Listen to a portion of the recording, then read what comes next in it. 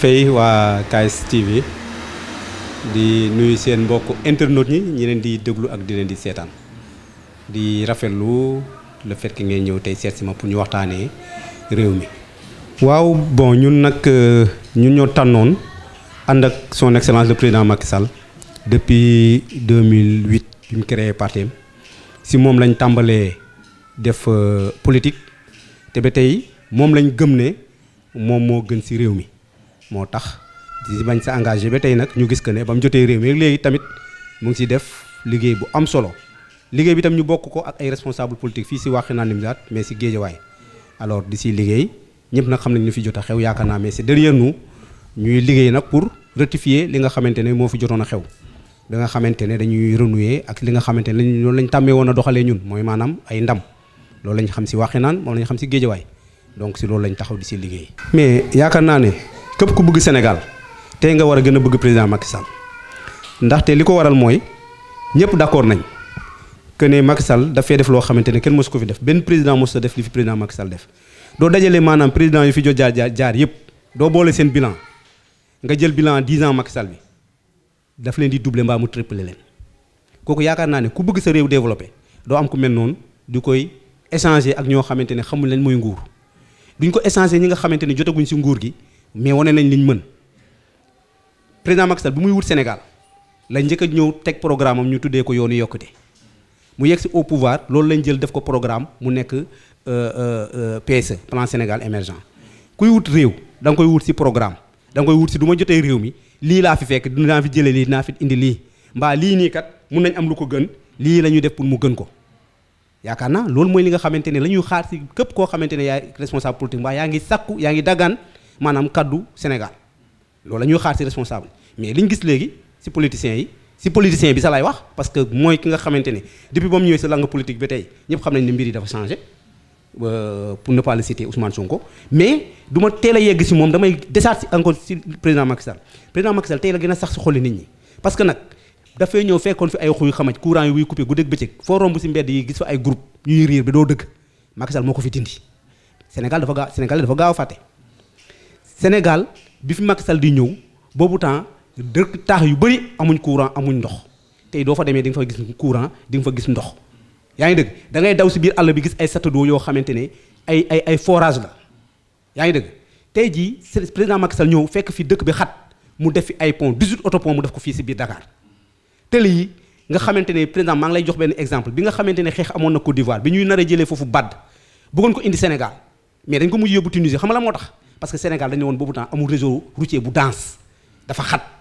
te xat boobu day am lu muy jur lu muy tardel ci économie réew donc Macky Sall ba mu ñëwee mu jubli ci loolu noonu tey tël yi fu la neex nga jaar affaire am nag dafa am moom politique am dafa am cohérence maanaam lépp lu muy def rek dafa am fu mu lënkoo doo demee ci transport tey yaa ngi dégg ne ñu ngi toj ay bus mais mu ngi wàcce ay bus Macky Sall Sénégal moo ko ñor ñu ngi moment boobu du nekkoon ku mu doonoon nga bon xol da ngay naan naa ko bàyyi parce que moom yéegul bus doomam yéegul bus ñu gën a bëri ci gouvernement am yéeguñu bus seeni doom yéeguñu bus mais xoolul ñuy yàq parce que moom defar moo ko tax a jóg. xam nga nag monsieur Diallo loolu dama ci taxaw wax ci bu baax on est dans un pays de droit Sénégal pays de droit la Sénégal pays la bu yàgg ci politique maanaam bu yàgg ci démocratie Sénégal dañu yàgg di voter depuis avant ñu am indépendance Sénégal mu ngi voter.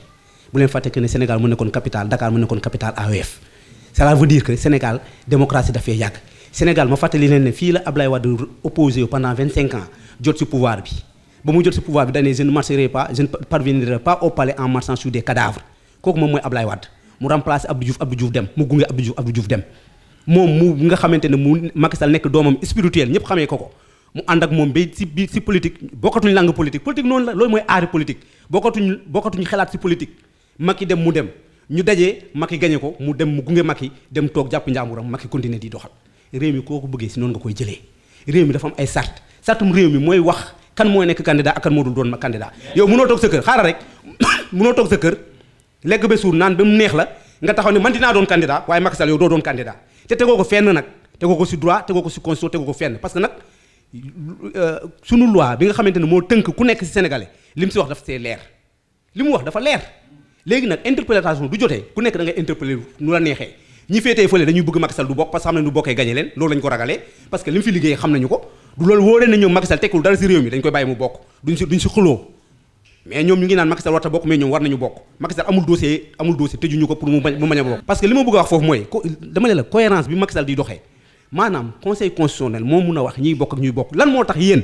mbaa opinion bi ñenn ñi ci opposition bi bokk du moins opposant ñenn ñi ne Macky Sall dafa war a taxaw par force 2 ans avant ñu ngi ko topp naan waroo def 3e mandat kan moo mës a dëgg Macky Sall ne dama candidat la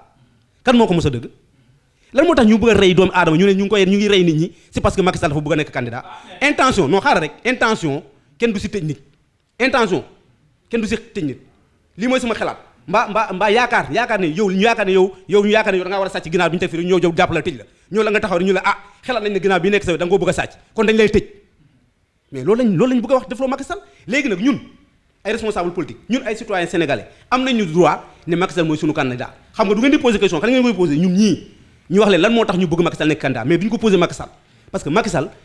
tolloogul fu mu war a waxee ne candidat la mbaa du candidat lan moo tax nit ñi bëgg ko imposer moom ne ko Macky Sall par force tey di nga wax ne bokk nga mbaa bokkuloo tey nga wax nit ñi ne bokkuloo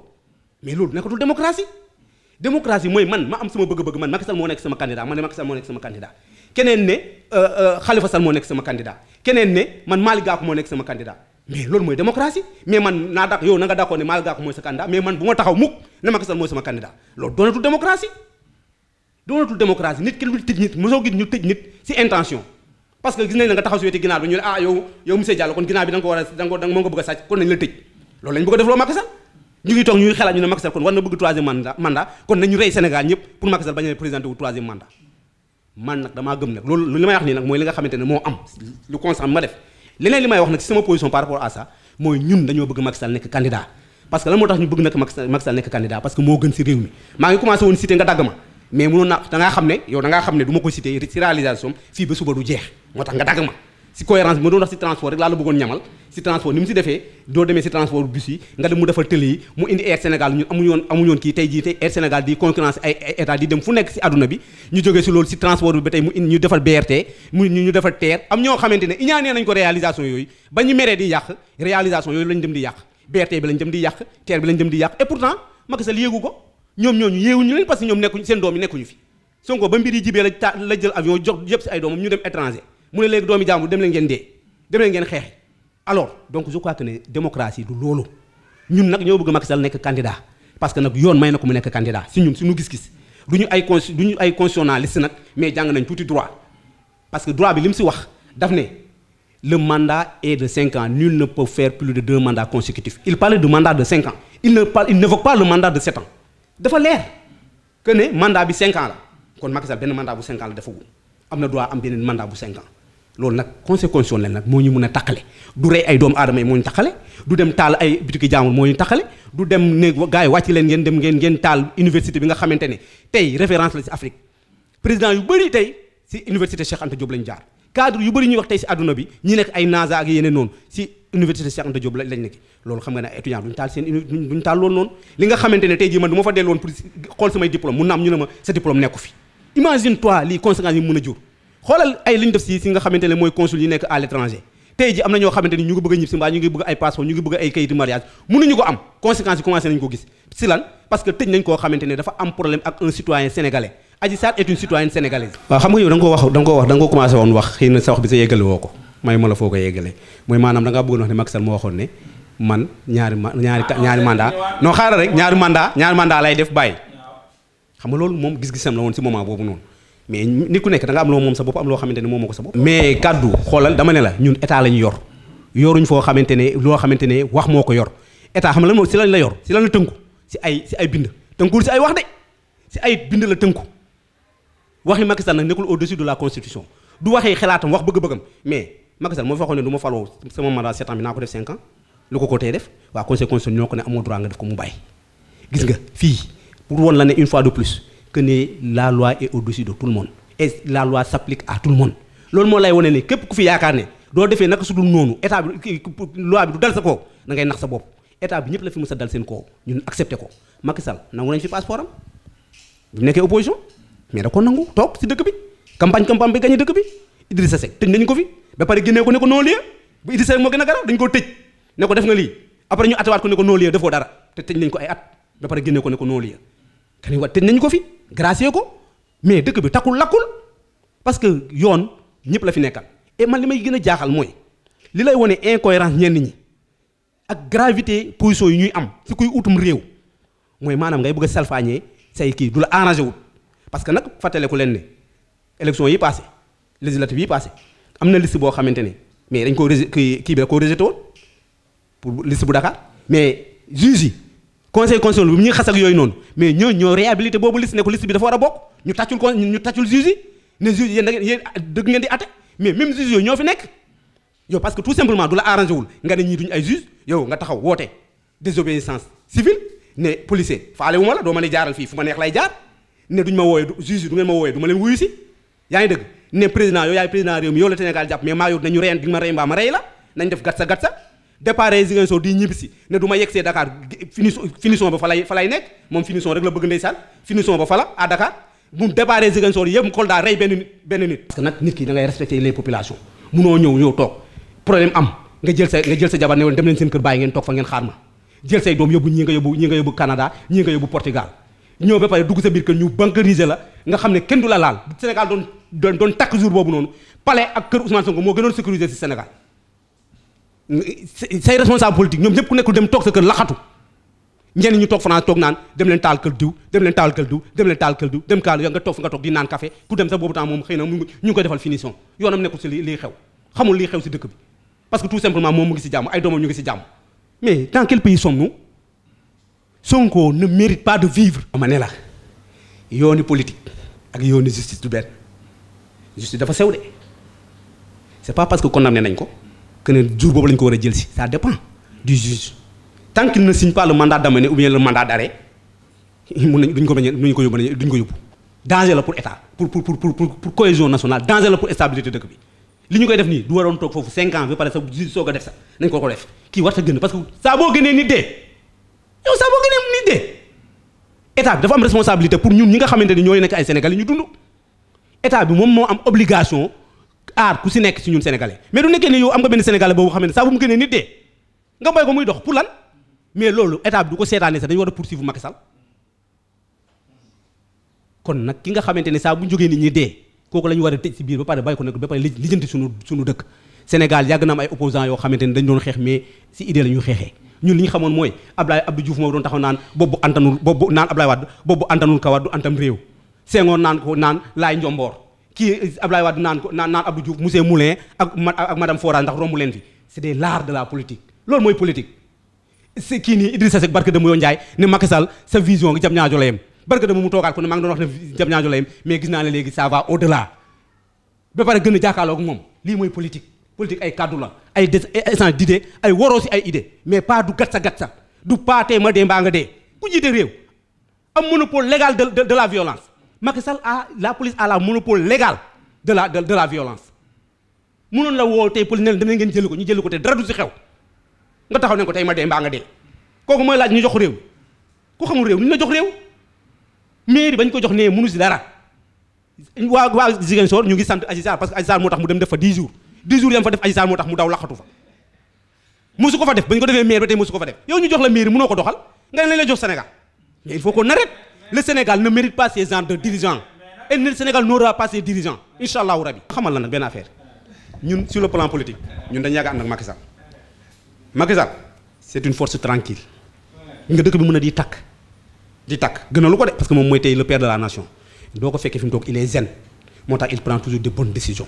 Macky Sall da ngay dégg ku def lu ne weng mais du gaaw Macky Sall n'est pas épidermique doo ko def léegi mu fayu léegi te du dégg ngeen ne am na jàpp nañu ay ñoo xamante ne ñu doon travailler di jàppale Sonko mais ku si dëgg mu waxagum si ñëpp ku nekk ngay fëgg sa dënn naan dafa war a def li il ne le fera que le moment venu voici un homme d'état quelqu'un qui a compris que ne état doo ko jël si mer décision l'islam sa dane la doo meree du fekkee nga taxaw toogal du fekkee nga toog tëddal baa nga jël ndox nga naan parce que mer noonu moromam la Macky Sall ne prend jamais de décision à la hâte yàkkamtiwul c'est un homme koo xamante ni kii xam na fi mu jëm xam na fi mu jëlee Sénégal mais xam na fi mu ko jëmee xam na fi mu ko yóbbu te ku gis Sénégal dëmb gis ko tey xam ne y a du changement. bon bala may ñëw si foofu sax man parce que fu mu nekk nii man personne Mamadou Yaya wax dëgg yàlla du ma sañoon sax duñu si wax parce que réew mi bala Mamadou Yaya di exister ba bala ñuy wax waxi naan Nimzaat di exister maanaam réew mi lañu war a sauvegarder muy exister ba pare problème réew mi waaw waxi naan Nimzaat xam nga tey si xeex yooyu ngay wax noonu mais am na ñoo xamante ne dañu romb mairie Ahmed Aïdara romb mairie Sam Notaire waaye yooyu ñoo ko moom ñoo ko nekk ñëw ne nañ toj mairie waxi naan Nimzaat parce que Racine Talla moo fi nekk état la àndal ne nañ toj mairie Baydi Ba parce que état la àndal mais loolu noonu mooy ñàkk civilité beneen bi mooy damaa dëgg ñu ne dëmb ñuy kaas ñu ne waa Pastef xam nga ñoom dañu ay si manipulation ñu ne léegi Walfadjri dagg nañ kii bi suspendre nañ leen pour 1 mois léegi ñoom dañuy woote nit ñi pour ñu cotiser pour ñu jàppale Walfadjri mais xanaa nit ñi xanaa sénégalais ñun duñu ay nit ñii xanaa da yàgg ñun ay bàyyi ma lañ mais ñaata Subdeco ku ko moom du ab sénégalais station Total yi ñuy toj nii ku fay liggéey du ay sénégalais Auchan yi ñuy toj nii ñu fay liggéey duñu ay sénégalais ah bitik ak magasin yi ñuy toj nii duñu ay sénégalais ñu perdre ay 50 millions ay 100 millions si benn ngoon ñoom ñu ne seen yoon nekku si ñooña ñi ñu yàqal noonu ñu taal seen kër yi taal seen oto yi taal seen kii yi seen yoon nekku si ñooña mais ki nga xamante ne mooy génne lu leen arrangé kooku nga xamante ni seen fen yeeg seen kàcc yi foofu lañ koy defee nañ ko tijjal kooka ban dëkk la ñu nekk ban dëkk la ñu nekk bi ñu demee ba nga xamante ne Walfadjri bi ñuy wax kii jël décision kan la jabari doomi Sidy Lamine Niass bi ki nga xamante ne moom mu ngi bokk France Dégage mu ngi bokk Pastef jabaram ñu jël seen ligne éditoriale changé ko totalement ku fa ñëw dooy wax si Macky Sall duñ la déglu mbaa duñ la invité dañ lay bundu xalaat dañ lay sotoo dooy saaga Macky Sall ñu gën la invité di lay gën a invité waat dooy tagg Sonko ñu lay gën a invité di lay invité waat nga dem ba nga xamante ne dëkk bi nekk si moment yoo xam moment yu difficile nga xamante ne ku nekk da ngaa war a taxaw ku nekk patriote da ngaa war a taxaw pour lii xew nga arrêté ko mais du nekk na ngaa taxaw fi nga toog yor sa télé fee takk na fee takk na diw fee takk na ñu xam ne loolu luy inciter jeunes yi pour ñu gën a dem taal la loolu c'est responsable ñu tëj boobu télé nga ne leen cotiser xaalis pour jox leen nga ne da ngaa bëgg sa réew regarde-moi ces genres de comportement ça me donne envie de vomir di sa xalaat yooyu noonu nga ne nañ cotiser Walfadjri mais daal ñeneen ñi seen yoon nekku si ñoom ñi dee seen yoon nekku si ñoom cotiser lu leen ñu dee de cotiser wu leen ñi gaañu tëdd si hôpitaux yi seen yoon nekku si ñooña nga nañ cotiser Walfadjri xoolal ma loolu te Walfadjri lan la def bañ tëj ko yeneen rajo tëjuñu leen yeneen télé yi tëjuñu leen parce qu'ils ont été des républicains mais du nekkee ne ñoom Walfadjri dañoo jël seen bopp jaay seen bopp Pastef jël seen bopp boole ko si Pastef mais duñu defee lu leen dañu leen war a tëj xam nga wane luy yàq wane luy defar moo ko gën du nekkee du la wóoree ne doo wane manifestation fii muy taal ñeneen taal du nekkoon ne doo ko wane nit ñi toog du boobaa ñu xam ne yaa ngi dëgg xaaral rek du nekkente ne ñoom lañ doon wone dafa dem si fay ay bi parce que ay bi tolloon na foo xamante ne safara duy tàkk kenn du si yokk diwlin da ngay xool noo ko fayee après nag xëy na nga indi waxtaan mais munoo gis luy tàkk nga si yokk ba pare ki nga xamante ne moom lañ dënk réew mi pour mu arrêté loolu mu bay la ngay dem ba tey ñi lay won ne ñii dee nit ñi faalewu leen yow barke dem nga organiser benn affaire ne leen terminus ba fële la ñu ne 16 morts dee nañ si fekk yow yaa woote woon deuxième vague xanaa xamoon ne kii dañ ko war a jàpp si lii parce que première vague ba ñese dee moom mooy responsable mu woote waat deuxième vague loolu am te moom saa bu mu wootee pour nit ñi kaay la ngeen dee la loolu nit ñi ñu ngi jooy seen néew ñii jotaguñ seen néew nga ne kaay la ñu marché waat suba tey dëmb ak tey xoolal ma ñii façon nit ñii nii te mu wóor la ne ñoom ñiy wax ñooñu toogoon si di def point de presse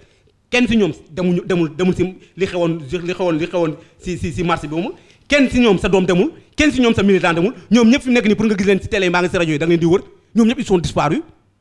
ñoom kii mooy saañ anañu ñi ñëpp dem nañ laqatu ji léegi nag ñu ne nañu dem marché waat bi ko defee ñu jiite laa doomu jàmbur yi ñun ñu dem pour dee ji pour ñu dellu saat si waxi naan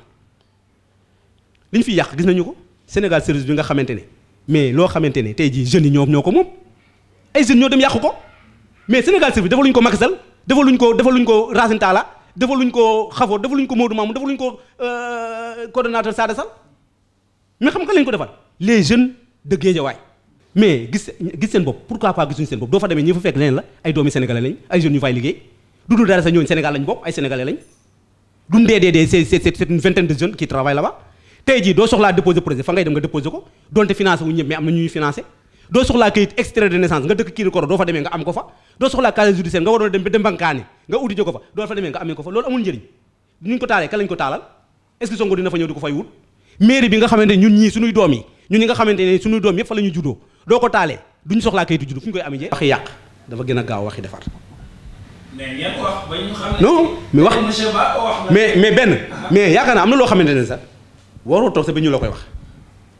ku la ne kaa ñu taal mairie bi nga xamante ne yow sa kayiti doom fa la nekk mbaa sa kayiti jerbaan mbaa sa kayiti yaay fa la nekk mais loolu waroo xaar ñu sensibiliser la si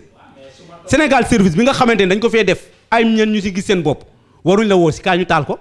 man li ma d'accord mooy mer nga manifester nga marche dem taxaw takk say brassard mbaa dem marche d'accord mais pas nga taal ay bis yoo xamante ne après yow yaa si yéeg bis yi du ñu arrêté ñaari fan ngeen jooy pas nga dem taal terre bi nga xamante ne tey jii am na ñu doon wax ne amul njëriñ tey jii nit ñi xam nañ ne am na njëriñ moo tax ñu soxoree ko problème bi yëpp mooy dama ne dooy seetlu li ñu taal mooy li nga xamante ne moo gën a génnee politique publique bu président Macky Sall ña doon wax ne amul njëriñ ñoo nekk di koy yàq terre ba dañu woon amul njëriñ mais ba mu paree ñëpp kenn ñemetul wax ne amul njëriñ mais nee nañ comme xam ne nit ñi ñëpp dawal nañ ko amal na nit ñi njëriñ ñu ne nañ ko yàq BRT bi xam nañ lan la juri xam nañ ne bés bu Macky Sall inauguré BRT bi mooy du taxawoon ne 10e mandat gars yi may ko mu ne nañ ko yàqal est-ce que c'est comme ça qu'on fait la politique gis nga yàlla mooy tànn ku ko neex teg ko si bopp réew si saa bu mu ko neexee c'est pas parce que yow da ngaa bëgg a falu que ne na ñëpp dee yow nga falu déedéet fii kenn juddul bu nekk président de la république yàlla mooy tànn ku ko neex mais nag doo ne yow parce que tey jii yow xëy na ndaw ñi am na ndaw ñu la bëgg doo waxee parce que li ngay wax mooy li nga xamante ne xëy na ndaw boo gis la jeunesse est pour la plupart révolutionnaire duñu gisee ko yow ay discours révolutionnaire dañu jéem a ànd ak yow mais nag dañu bëgg doo jëlee discours révolutionnaire bi tam nga leen di wax dëgg mais loo xamante ni duñ xëyee ba jant bi so si manipuler lañ nekk doo waxee tey A suba ñu wax B doo génnee tey sa photo ñu génnee beneen vidéo taxaw naa fi ak benn nit boo xamante ne ndeysaan chauffeur la mu ngi doon dawal benn député dañ toog maa ngi moom ma toog benn waay mu romb ak moto bi ñëw taxaw di may nuyu bugg naa mënu ma turam fii la dëkk rek ki ma toog ne ma kii da nga koo xam ma ne ko waaw kii chauffeur benn député la fii la dëkk mu ne ma kii dañ ko bind nañ ko si internet bi fépp nee nañ moom nervi la ma ne ko saa waay da nga li ñu la wax nee nañ nervi nga mu ne lan mooy nervi mu ngi doon doxi soxlaam ma ne ko saa waay te ngaa wuñëw nga dem tëdd sa kër gars yi dañ lay rey si mbedd mi te yëgul li xew xam lan la parce que gis nañ benn photo bu mu photo wu moom ak premier ministre ñu ne nervi la imagine toi te mu nekk chauffeur di daan dooleem jógee këram taal motoom dem di jëndal ay doomam lu ñu lekk du tese woon ñi nga xamante ne ñoo jàpp ne ñoom ñoo lañ àndal ñu jàpp ne kii nervi la ñu rey ko fa tooñ njabootam xoolal réew mi foofu la toll tey jii suba mënoon émission bi du ma ko defee ba pare mun nañ jël sama photo posté ko ne kii nii si nervi la moo doon recruter nervi am na suñu benn booy bu ñu ko def fii barke dem loolu lépp pour xoxatal nit ñi pour ñu bañ a wax ku mel ne man dinaa waxaat parce que nag Sénégal kenn moomu ko duñ nangu ñetti nit mbaa juróomi nit di ñu koy taalal li mu leen jaral pour mu yàqu dinañu ko jaral ñun pour dëkk bi bañ a yàqu li mu leen jaral pour li ñu Macky Sall li mu fi def ñu taal ko ñu dinañu ko jaral ba suñu doom yi fekkee njëriñ bi ñu jëriñoo ko foofu lañ si toll si Sénégal li ñuy def daal mooy ñaan yàlla jàmm apaisement mënuñ ko bàyyi moom tëju ko ba koy bàyyi justice moo ko tëj justice moo koy bàyyi déedéet loolu du ko defee loolu bés bu mu ko defee le Sénégal sera un pays boo xamante ne où que un responsable politique peut se permettre def lu ko neex te du mujj fenn yoon moom dañ koy dem jusqu'au bout du ñuy waxtaanee la ñuy waxtaanee leneen lay doon nu ñu doxalee réew mi benn nit warta tax réew mi takk c'est pas parce que Sonko am na leen nag ab citoyen sénégalais ñu tëj ko ñu ne parce force léegi loolu il faut ñu dindi ko pour réew mi soog a dellu si jàmm du demee noonu de ñun nag jàmm laay woo man jàmm laay woo ndaw ñi jàmm laay woo sénégalais yi si jàmm si la développement xej nañ xam ne Sénégal léegi dëkk yi dañoo teg bët multinationales yi dañoo teg bët parce que Sénégal dafa am pétrole am gaz am position stratégique nañ xam ne Sénégal dafa bokk sous région boo xamante ni fépp a ngi tàkk mu des Sénégal ñu envier ñu yaa ngi dëgg ñoom ñëpp liñ duñ sañoon mu nee na ginaar bu gen nga lakk du ma jaar fi ñu ko ginaar gu leen gen nga lakk day bëgg morom ku si nekk yaa ngi toog di jonkon naan ko ñun comme ñoom tam ñun takk ñoom ñoo naan takkale wuñ ñu ngay takkale ñun nañ am mot ba nga xamante ne li ñun même naqari nañ ko wax si teey bakkan ak jàmm ak salaam jàmm si la lépp xew Macky Sall woote na dialogue national ku am problème boo bëgg a exposé demal ñu waxtaanee ko fa réew dañ koy pencoo kenn du ko paccoo munoo ñëw ne man maa moom Ziguinchor yéen a moom Kédougou man maa moom Dakar réew du doxee noonu kenn du ko pàcc pàccal on est une nation kon nag li may woo mooy woo nit ñi si retenue woo nit ñi si buñ nangu ñu leen di manipuler woo nit ñi ñu sauvegarder suñuy bien ñu woo nit ñi ñu wàññi yenn yi nga xamante ne moo commencé am léegi si dëkk bi mooy soxor bi gis nañ la ngay dawal oto bu rafet ñu ne lan moo tax ngay dawal oto bu rafet man nee naa kuy taal oto rek xëy na amuloo oto parce que ku xam oto li muy jar ak borom ñu def ba am ko doo taal oto jàmbur kuy taal kër jàmbur c'est parce que amuloo kër ñi nga gis ñuy taal kër jàmbur yëpp amuñu kër mbaa ñeneen di yeble ñoo toog seen kër naan leen dem na ngeen taal kër diw te ñu ngi toog seen kër ñoom yaa ngi dëgg mbir yi nag demoon na foo xamante ne du continuer du baax parce que fee ko wante commencé woon na am dañ ne woon fii ku fi taal kër diw ñu taal sa kër loolu nag am na fu muy yegg duñ ko arrêté wu léegi dina yegg foo xamante ne justice dootu fi am police dootu fi am nit ñi dañu li feekonteel seen bopp parce que koo yebal ne dama nga taal kër jàmbur ñu dem taal sa kër parce que fii ñun ñëpp xamante nañ parce que Sonko su ba mu yebalee jabar ji ne ko ñëwil Géejawaay bii la dëkk Sam Notaire cité bari éli bii la dëkk xam nañ jabar ji fa mu dëkk tey jii duñ ñëwoon taal kër monsieur le maire Aliou Sall ñu dem taal kër jabaram foofu la mbir yi toll te nag waruñu yegg foofu noonu démocratie du loola du doole yaa ngi dëgg Sénégal weesu na ay gatsa Sénégal li weesu mooy nga tooñ nga ma nga ne ma baal naa la Sénégal li mu weesu wéelu mooy yow nga sant Diallo man ma sant Ba man romb la wax la lu ma neex nga nangu ko Sénégal li mu nangu mooy joolaa bi taxaw fee ne gi séeréer romb ko mu sumi yére bi mu yor sumi xaal yëkkati xaalis bi mu yor jox ko parce que kalante la loolu lañ Sénégal xam loolu bu ñu ko fi dindi loolu benn nit warut a ñëw dindi ko fi kii qu'il puisse être nag ak mission bu mu mën a am te man li ma gën a jaaxal na ma ne man ngir yàlla waa Pastef nañ ñu wax lan mooy projet bi mais projet rek dañ défendre suñu projet mais c'est quoi le projet kay day am benn document ñu ne lii la page 1 ba page 69 on parle de développement anti-système du nekkee ne anti-système mooy saaga sëriñ si du nekkee anti-système mooy ne président nga dee mbaa ma dee du nekkee ne anti-système mooy dem taal BRT taal TER taal kër yi du nekkee ne anti-système mooy dem taal corbillard du nekkee ne anti-système mooy taal kër jàmbur yi taal oto jàmbur yi boobu anti-système Sénégal soxla wuñu ko loolu la ñu woote parce que loolu la ñu def nit ki nag nee nañ du la nga wax la nga def la nit ki du la nga wax de la nga def la li ñu def nee na weng bëgguma relancer waat débat bi mais en tout cas man maa ngi leen di sant vraiment KS TV seen liggéey rafet na man de dama am fierté du ma gisee ab ay ndaw vous êtes constitué d'une équipe très jeune ñoo xam ne dañ gëm seen bopp tey jii yéen seen matériel bii nii yéen a ko lijjanti seen bopp ba di si liggéey di si daan seen doole ku leen ko yàqaloon du leen neex mettez-vous à la place de ñi ñu yàqal kon ñun li ñu war a def mooy encourager leen li ñu war a def mooy wan ne réew mi ñëpp mënuñu nekk si liggéey si bureau ñëpp mënuñu nekk ay DG ñëpp mënuñu nekk ay ministre mais ñii dañu nekk ay béykat ñii nekk ay ciraskat ñii nekk ay photographe ñii nekk ay caméraman ñii nekk parce que yéen seen équipe bi am na lépp am na monteur am na ku yor micro bi am na koo xamante ne moo yor caméra bi am na koo xamante ne du ngeen demee moom moo koy bind am na koo xam ne moo koy def loolu équipe la loolu dañ leen war a accompagner parce que yéen a ngi participer si résoudre kii li nga xamante ne mooy ñàkk liggéey ndaw ñi mais si ñu demee ni yéen lañu war a accompagner ndaw ñu mel ni yéen lañu war a déglu ngeen wax lan mooy seen jafe-jafe si li ngeen nekk ñu jàppale leen si maa ngi leen di encourager di leen di wan ne tamit il faut être fier ab banlieusard da ngay gëm sa bopp te gis naa ne ay ndaw yu gëm seen bopp ngeen ñu ngi leen di sant di leen di gërëm di leen di wax nag ne lii li ñu bëgg mooy lu ñuy wone nañu wone lu rafet si Sénégal parce que li ñuy wone lu ñaaw si Sénégal si feneen ñu koy xoolee amaluñu njëriñ kon nag sant naa leen gërëm leen di leen di ñaanal bés bu ngeen di ñëwati fii na fekk ngeen wàccee ngeen gaare fii seen oto ba mu fees mbaa ngeen invité ma seen studio ma ñëw taxaw fekk ngeen defar ko ba mu ne boy ma ñëw wax fa la mu fa war a wax Sénégal jëm kanam salaamaaleykum wa rahmatullah